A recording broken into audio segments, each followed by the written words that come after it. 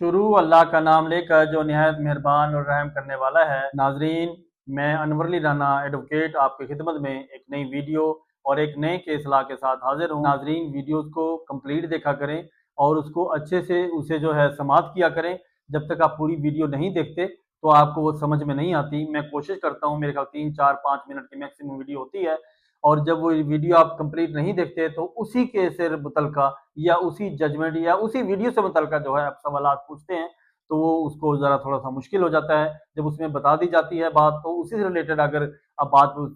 पूछेंगे, तो वो उससे वो जो है जवाब देना मुश्किल हो जाता है। तो नाज़रीन, इसी तरीके से आप इस वीडियो को कंप्लीट देखा करें और इसे लाइक शेयर किया करें, फेसबुक पे फॉलो किया करें और यूट्यूब पे भी जो है इसे सब्सक्राइब करें और लाइक शेयर कर दिया करें, ताकि बाकी लोगों को इससे फ़ायदा हासिल हो। और मैं कोशिश करता हूँ कि मुख्तसर सी वीडियो बनाऊँ। तो नाज़रीन, हमारा जो आज का केस लॉ है, जो हमारी आज की जो वीडियो है, वो सिविल केस से मुतल्लिक़ है। नाज़रीन, जब हम केस कोई फ़ाइल करते हैं कोर्ट के अंदर,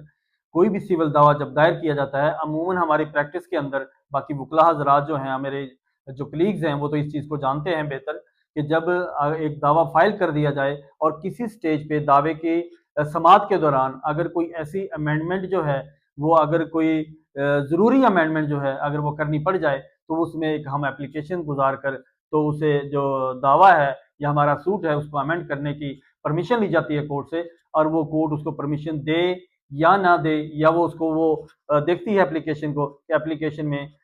जो ये तरमीम जो है या जो तरमीम जो इसमें डिमांड की जा रही है, आया कि ये खातिर खा काबिल गौर है या ये ज़रूरी है कि नहीं। तो उसी तनाज़ुर के अंदर ये जो है ये जजमेंट मैं लेकर आया हूँ लाहौर हाई कोर्ट की। तो उसमें एक कैटेगोरिकली ये डिस्कस किया गया है कि जब भी कोई मामला ऐसे कोई अराइज होता है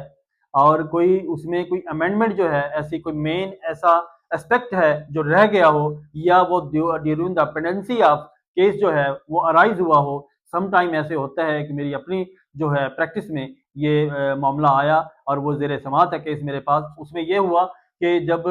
प्रॉपर्टी का लेन देन हुआ, एग्रीमेंट टू सेल हुआ, तो उसके बाद जो है वो प्रॉपर्टी एक रोड के अंदर गवर्नमेंट ने जो है हाईवे वालों ने वो प्रॉपर्टी खरीद कर ली, और वो प्रॉपर्टी जो थी, एग्रीमेंट जो था, वो एक कनाल का था, और एग्रीमेंट जब उसमें चला गया तो उसके बाद जो है वो 9 मरले जगह बकाया बची। तो नाजरीन, उसी तनाजुर में जो है ये जजमेंट पास हुई है, और उसी तरीके को या उसी मामले को देखते हुए जो है ये जजमेंट पास हुई है कि जब कोई ऐसा मामला अराइज हो जाता है during the pendency of case, दावे के अंदर, और कोई फरीक ये दावा जिसने दायर किया हो, तो उसको अगर प्लेंटिफ उसको तरमीम करने की एप्लीकेशन देता है, तो इसी जजमेंट की रोशनी में तो इसको डेफर नहीं किया जा सकता, इस एप्लीकेशन को। इसको लाजमी जो है कंसिडर किया जाएगा, ताकि जो कानूनी तकाजे हैं या कानूनी जो मामलात हैं, तो उसको वो पूरा किया जाए, उस पर वो एविडेंस जो है डिमांड की जाए, और एविडेंस आने के बाद जो है उसको फैसला किया जाए। तो नाजरीन, ये हमारी जो ये जजमेंट है, वो इसी मकसद के लिए है कि जब कोई मामला ऐसे कोई अराइज हो जाता है, और ऐसे कोई मामला कोई नई चीज़ कोई पैदा हो जाती है during the pendency of case, तो ये सिविल कोर्ट को ये पाबंद कर दिया गया है कि वो इसकी रोशनी में, इस जजमेंट की रोशनी में, तो उसको जो तरमीम की एप्लीकेशन है उसे वो एक्सेप्ट किया जाएगा, और उसको तरमीम करने से मना नहीं किया जा सकता। जी नाजरीन, ये जो जजमेंट है इसको मैं रेफर करने लगा हूँ, ये नोट कीजिएगा। ये है 2026 LHC सफ़ा नंबर 9, 2026 LHC सफ़ा नंबर 9। जी नाजरीन, ये थी हमारी आज की वीडियो और हमारा आज का केस लॉ। अगली वीडियो और अगले केस लॉ के लिए मुझे इजाज़त दीजिए। बहुत शुक्रिया। अल्लाह हाफिज़।